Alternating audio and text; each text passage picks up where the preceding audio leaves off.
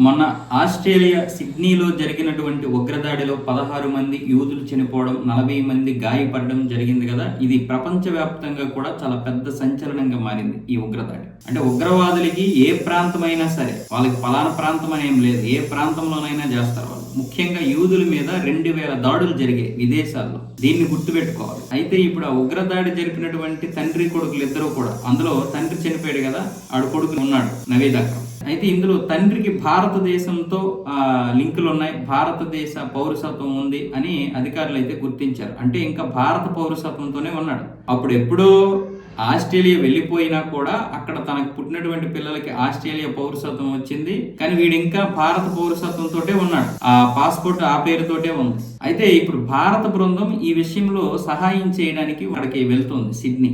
4 సంవత్సరాల క్రితం భారత్ రావడం, అప్పుడప్పుడు ఇంకా భారత్ చెందినటువంటి వ్యక్తుల్ని కలవడం, ఆస్తి తగాదాలు, ఆ పరిష్కారాలు, అలాగే ఎందుకు వచ్చాడు, ఎవరెవరిని కలిశాడు, ఎప్పుడెప్పుడు వచ్చాడు, కలిసి వారితో ఏం మాట్లాడాడు.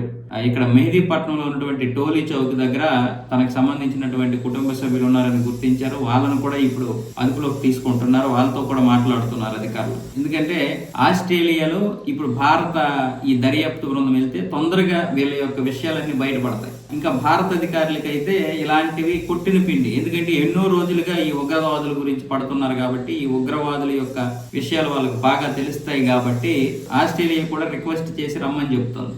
అందుకే భారత ప్రభుత్వం కూడా ఒక బృందాన్ని ఏర్పాటు చేసి 2 బృందాలుగా విడగొట్టి, ఒక బృందం భారత్లో ఇక్కడ ఉంటుంది, ఇంకొక బృందం ఆస్ట్రేలియా వెళ్తుంది. అక్కడికి వెళ్ళినటువంటి ఆస్ట్రేలియా బృందం ఇక్కడ ఉన్నటువంటి బృందంతో వెంటనే ఇక్కడ ఎవరెవరు ఉన్నారు ఏంటి అందరినీ ఇక్కడ ఉన్నటువంటి పోలీసులతో మొత్తం కూపి మొత్తం లాగే ప్రయత్నాలు చేయబోతుంది అన్నమాట.